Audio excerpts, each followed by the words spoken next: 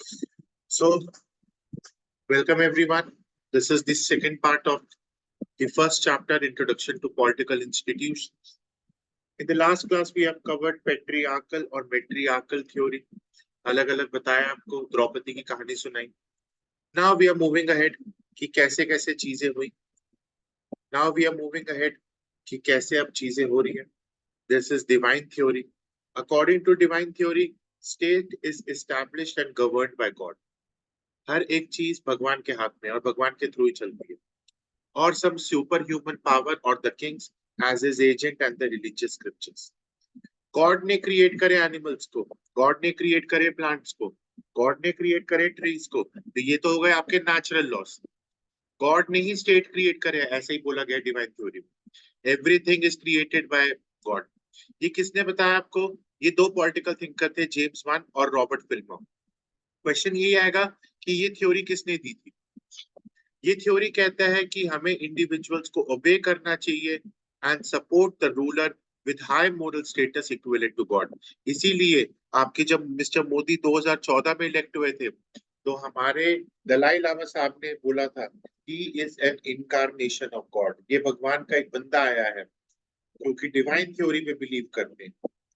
This theory adds moral character to the state function. एक अभी थोड़े दिन पहले मैं एक रील देख रहा था जिसमें लिखा बोल रहे थे कि सन्यासी से बड़ा कोई नहीं होता. सन्यासी ही है जो जीवन चला सकता है, सन्यासी ही है जो शासन चला सकता है, सन्यासी से अच्छा कुछ नहीं. तो ये एग्जैक्टली किसके लिए बोला गया? ये मिस्टर मोदी के लिए बोला जा रहा है.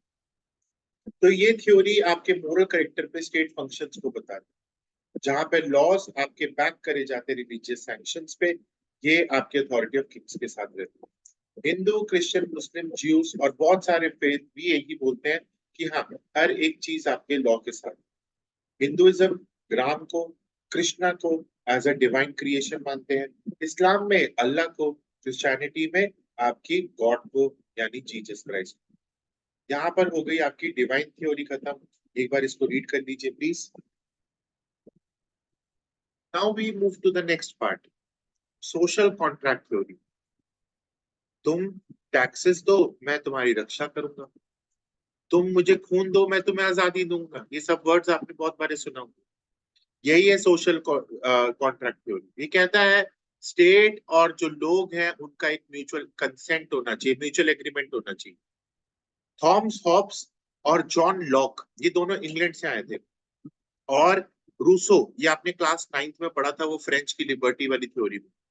ये तीन फिलोसोफर्स हैं जिसने थ्योरी बताई थी कि to escape from the pre political conditions हमें एक सोशल कॉन्ट्रैक्ट थ्योरी ऐड करनी चाहिए. ये थ्योरी क्या बोलती है? कहती है हमारे लिए डेमोक्रेसी में ये नंबर 1 थ्योरी. यहाँ पर हमें पॉलिटिकल अथॉरिटी में साथ में काम करना चाहिए, हमें स्टेट ऑफ नेचर की तरह काम करना चाहिए. सबसे पहले हम चलते हैं थॉमस हॉब्स पे. थॉमस हॉब्स ने अपनी बुक में जिसका नाम है लेवियाथन, इन्होंने एक्सप्लेन करा कि स्टेट कैसे फॉर्म होता है. वो कहता है स्टेट से पहले हम हर चीज एक नेचर के हिसाब से चल रहे थे. हॉब्स कहते हैं कि स्टेट ऑफ नेचर में हम एक प्री सोशल फेज में काम कर रहे हैं और इनकी लाइफ जो थी स्ट्रगल में थी, पर स्टेट फॉर्म होने के बाद हमें कहीं ना कहीं एक कैपेसिटी में मिलकर काम करना चाहिए कि हाँ, आप मेरी रक्षा करो, मैं आपके साथ हूं, मैं आपको पैसे दूंगा. It was the condition of war, जहां पे हर एक चीज man was enemy to every other man. वही था ना, पहले यही होता था, कोई भी मिल जाए किसी को मार के खत्म करो और खा जाओ. कैनिबल्स रहते थे. To evade the state of nature और नेचुरल राइट्स को बचाने के लिए, लिबर्टी और प्रॉपर्टी राइट्स देने के लिए इंडिविजुअल एक दूसरे के साथ कॉन्ट्रैक्ट में. आज हम अमीरी गरीबी तो जी रहे हैं, बट एट द एंड हम सब सेफ तो हैं. हम अपने आप को गवर्न तो कर रहे हैं, हम सोवरेन तो हैं, हम अपने हिसाब से जी रहे हैं. कुछ लोग अपने हिसाब से बहुत बड़े बड़े यूट्यूबर्स बन गए हैं, पर रहते अभी भी बिल्कुल गांव के अंदर ही हैं. उनकी सोवरेनिटी है ये. सो पर्सन और assembly to whom the rights were surrendered became the sovereign, जो अपनी अथॉरिटी के साथ रहते. सोवरेन का मतलब होता है राजा. The ruler was not a party to a contract and was not bound by the social contract. यहाँ पर आपके पास हम लोग इस तरीके से ही काम करते हैं. मिस्टर कैटल ने भी यही बात बोली है कि थॉमस हॉब्स ने एक सोवरनिटी के बारे में एक बिलीफ बताया, एक ऑर्डर बताया, एक पीस बताया. सोसाइटी में करना बहुत जरूरी है.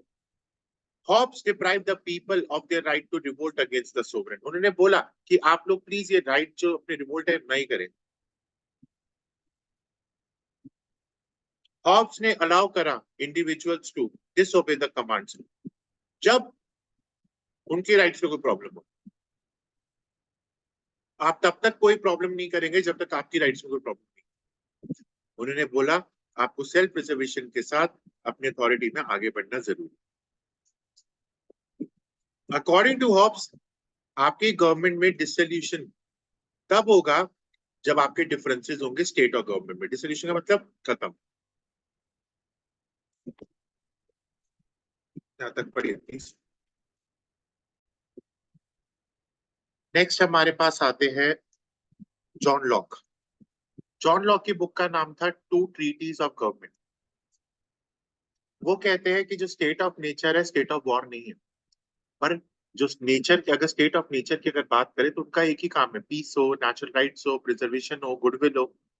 लॉक कहते हैं कि जो इससे पहले जो स्टेट ऑफ नेचर था दैट वाज प्री पॉलिटिकल. सो यहाँ पर जॉन कहते हैं कि जो स्टेट ऑफ नेचर है वो pre political. The people were social and had rights and liberties. State of nature कहते हैं तीन राइट्स हम इंडिविजुअल को देते हैं, राइट टू लाइफ, लिबर्टी और प्रॉपर्टी. स्टेट ऑफ नेचर ये इनकन्वीनियंस भी है. पहले life of inconvenience because each individual had to interpret the law of nature. अरे भाई पहले हमारे जो प्रिमिटिव एजेस में जो लोग रहते थे दे हैड द प्रॉब्लम. हर एक बंदा अपनी अथॉरिटी के साथ चल रहा था. The state of nature did not have the machinery to enforce and to preserve. यहाँ पर सोशल कॉन्ट्रैक्ट और गवर्नमेंटल कॉन्ट्रैक्ट धीरे धीरे करके फॉर्म हुए. तो नेचर कॉन्ट्रैक्ट तो बकवास होते हैं, वहाँ पे कोई भी चीजें नहीं चलती हैं. अब यहाँ पर हमारे पास सोशल और गवर्नमेंट कॉन्ट्रैक्ट को एक दूसरे के साथ देखा जाता है. सोशल कॉन्ट्रैक्ट कहता है कि हमें एक सिविल सोसाइटी बनानी चाहिए, गवर्नमेंट को इस्टेब्लिश करना चाहिए अपना स्टेट.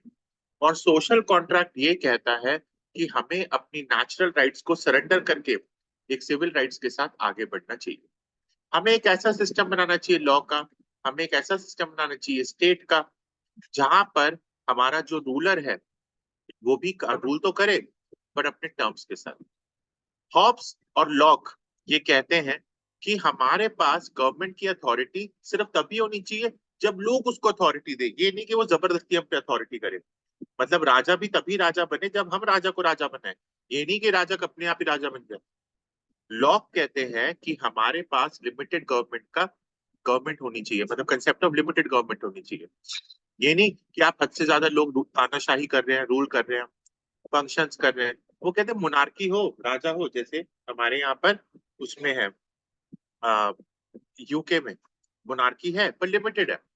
और किंग जो है वो सिर्फ लोगों का ट्रस्टी है. अगर रूलर अपनी पावर को हटाएगा रिवोल्ट तो पक्का होगा, जैसे हम लोगों ने 1857 में एग्जाम्पल में देखा है. एक बार प्लीज फिर से जॉन लॉक पढ़ लीजिए.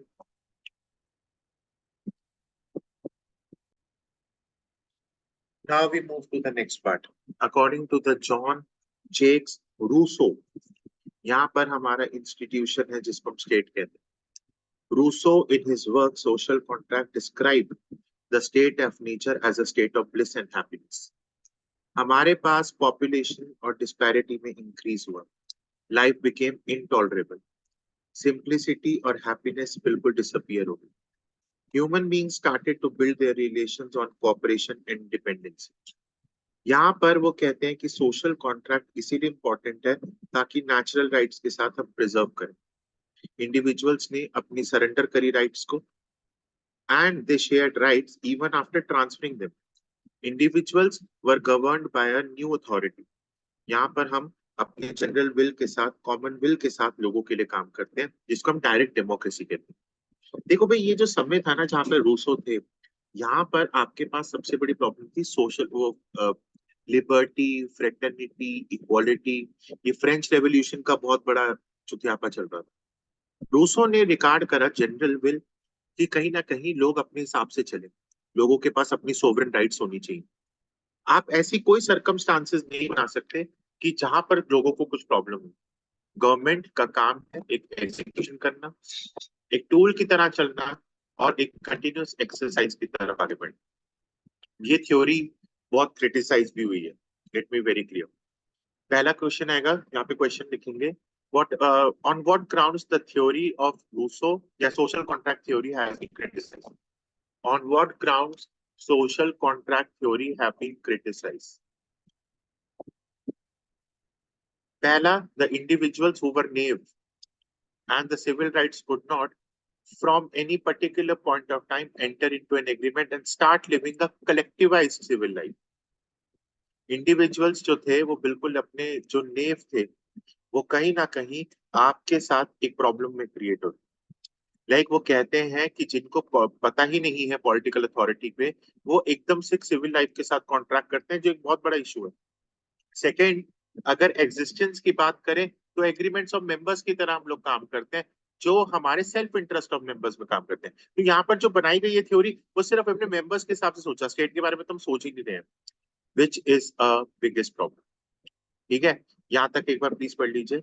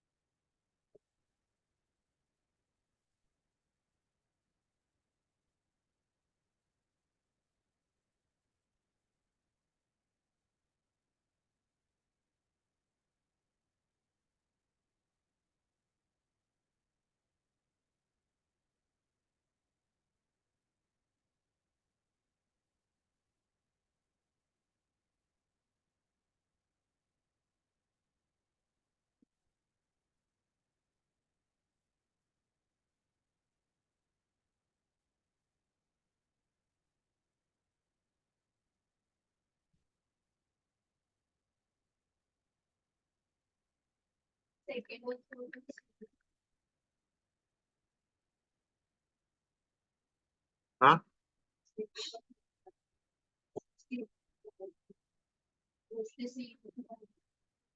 समझा नहीं मैं। हाँ हाँ, वो तो, हाँ वो कहते हैं कि प्लेटो बहुत पुराने टाइप के थे ना। हम्म। प्लेटो बहुत पुराने लोग थे, तो उनको अपने हिसाब से 5,000 पॉपुलेशन बोल रहे थे। बाकी नंबर्स कुछ ऐसे होते नहीं है, ये अलग अलग लोगों ने।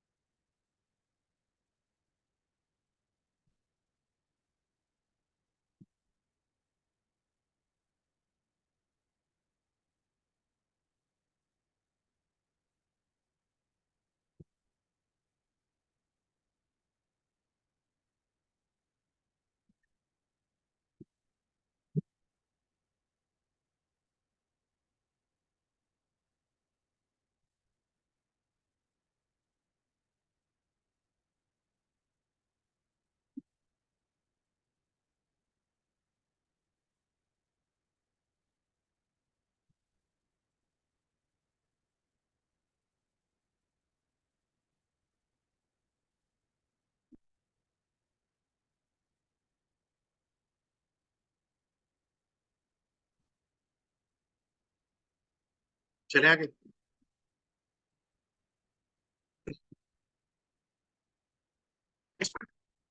कौन है भाई, जो कौन है ये?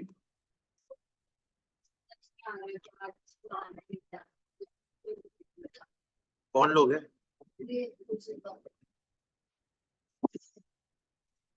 क्या वहां पे पढ़ाई होती है?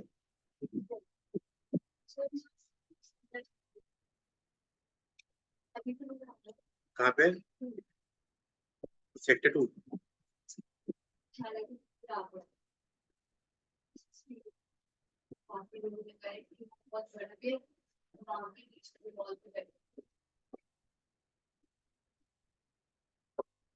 चले जाओ।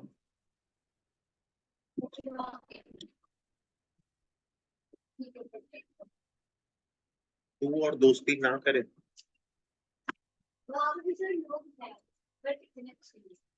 मैंने क्या बोला?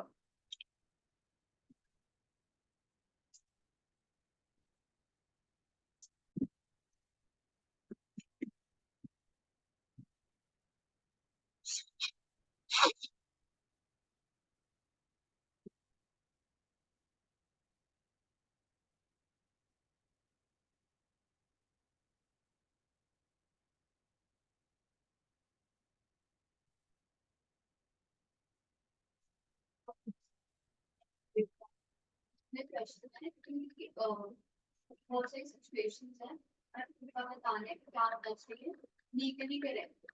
हाँ, फिर नीचे लिखता है कि अपना ओपिनियन दो, क्या लिखूंगा किसमें? सिचुएशन के इसमें लीगल के पेपर में भेज देना मेरे को। जरूर नहीं तो वैसे वो लोग होंगे बट आपने जो भी सही है। एक सिचुएशन बताई थी कि एक बोट है जिसमें 4 लोग हैं हाँ, एंड उसमें एक माइनर है और सारे अडल्ट। अब वो लोग सी के अंदर घूम गए हैं एंड वो जो माइनर है उसकी तबीयत खराब हो गई, फीवर निकल है एंड इनके पास खाने में कुछ नहीं। तो इन लोगों ने सोचा कि माइनर एसपी इतना सब कुछ सह नहीं कर पाएगा बट इज नॉट वेल, तो उसने मतलब सबने इसको उठा लिया एंड जब उसके 2 डेज बाद रेस्क्यू किया इन लोगों को। तो ऑब्वियसली वहाँ के 5 लोग थे तो अब 4 कैसे है। तो जब केस हुआ था पूरा तो इन लोगों ने कहा कि वैसे भी अनफिट था एंड इस तरह से था। हाँ, गवर्नमेंट के सर्वाइव और वो बच गए होंगे। ये ट्रू है, ये सच्ची में केस है। लीगली देखा जाए तो लीगली तो it was wrong, but the situation which was prevailing at that time, utilitarian approach कहते हैं इसको। कौन सा अप्रोच? यूटिलिटेरियन। यूटिलिटी के हिसाब से हम 5 लोग मर जाते हैं, इसलिए हमें एक को मार के 5 और आपको बचाना पड़ा, तो मेजोरिटी में। नहीं, फिश नहीं थी वहां, फिश नहीं, क्योंकि खारा पानी था। खारा पानी में कभी फिश नहीं होती, ओशन में कभी फिश नहीं होती। ये केस मेरे पास आया था। हाँ, पानी नहीं था पीने को, तो ब्लड से पिया मैंने पानी। पानी तो पी सकते नमक वाला पानी है। नहीं, नो नो। सिर्फ कोई आदमी को खा हाँ, सकता आदमी में है नमक नहीं है, ब्लड में नमक नहीं होता। अगर इतना कर सकते हैं तो सॉल्ट वाटर में क्या सॉल्ट वाटर नहीं पी सकते, क्योंकि सॉल्ट वाटर पीने से आपको चक्कर आ जाएंगे और आपकी प्यास और आपको भूख और लगेगी। तो मैं क्या इसलिए ये बात है अगर अभी लगता है कि मैं कलर इसका आंसर अवेलेबल है नोट पे।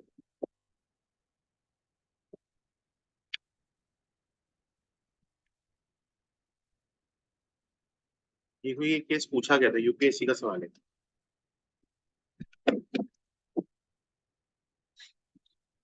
ये जो जिस कंफ्यूजन में तुम हो, मैं भी था एग्जाम में कि ये क्या। लास्ट में यही सिखाया गया कि यूटिलिटेरियन अप्रोच होता है, उसमें 4 लोगों को मारकर एक को मारना ज्यादा अच्छा तो कुछ था। एक तो हो सकता है और नहीं तो कुछ भी नहीं था। वो सरवाइव जो करे थे उसकी वजह से 5 दिन और सरवाइव करे थे। मरने का मरने का कंसेंट कभी नहीं लिया जा सकता किसी से। ले सकते हैं नहीं हो सकता, कौन? ऐसा कुछ भी नहीं था। तो कुछ तो सकते थे ये तो मॉडल था ना हाँ, तो शायद ये उनकी, ये जिस केस में पूरा नहीं बताया तुम्हें, उस केस में ये भी हुआ था कि हाँ, उससे पूछा गया। Next we move to the government. Government is a political organ. State operate हमेशा गवर्नमेंट के थ्रू करता है। स्टेट के अंदर सारे सिटीजन होते हैं। गवर्नमेंट आपके पास होते हैं लेजिस्लेटिव, एग्जीक्यूटिव, जुडिशियल एक्टिविटीज। यहाँ पर आपके पास म्युनिसिपल कॉर्पोरेशन, म्युनिसिपल काउंसिल्स भी होते हैं, पंचायत भी होते हैं। गवर्नमेंट के अंदर डिफेंस होता है, फॉरेन रिलेशन होते हैं, टैक्सेस होते हैं, और गवर्नमेंट के अंदर आपके पास लॉ एंड ऑर्डर भी होता है। लास्ट मेरे पास आता है आज के टॉपिक का सोवरेनिटी। ये क्रूशल फैक्टर है जो स्टेट को डिस्टिंग्विश करता है अदर एसोसिएशन से। There can be no state in the technical sense. Sovereignty सबसे इंपॉर्टेंट इंग्रेडिएंट है, सबसे इंपॉर्टेंट कैरेक्टरिस्टिक्स है। कोई भी स्टेट एग्जिस्ट नहीं कर सकता without external and internal sovereignty. Internal sovereignty क्या होता है कि people deciding with in the territory, ठीक है, जो अपने सपोर्ट के साथ, अथॉरिटी के साथ अच्छे से काम कर सके। यहाँ पर आप राइट करते हो कोअर्जन में, यहाँ पर इंटरनल रिवॉल्ट्स, एक्सटर्नल एग्रेशन, ये कहीं ना कहीं डिस्टर्ब करते हैं स्टेट, और स्टेट जो है वो अच्छे से एक लेजिटिमेट सोवरेनिटी के साथ काम करते हैं। एक्सटर्नल सोवरेनिटी होता है कि आप अपने एक्सटर्नल कंट्रोल और इन्फ्लुएंस के साथ आगे बढ़े। You should be treated at par with other state, और आपको कोई भी इंफीरियर पोजीशन ना मिले, मतलब आप अपने हिसाब से सारी चीजें करके, और आपके कोई स्टेट आपका कोई नीचे ऊपर का बात ना हो। स्टेट अपने हिसाब से अपने लॉस बना सकते हैं, और कोई भी आपको आके अपने अपने ओपिनियंस ना दे जबरदस्ती के थोपे। ये है हमारी एक्सटर्नल सोवरेनिटी। सोवरेनिटी का मतलब है you can take your own decisions independently. External बाहर के लोगों से, इंटरनल आप एज ए इंडिविजुअल आप अपने अपने सिटीजन्स के साथ मिलकर काम करें।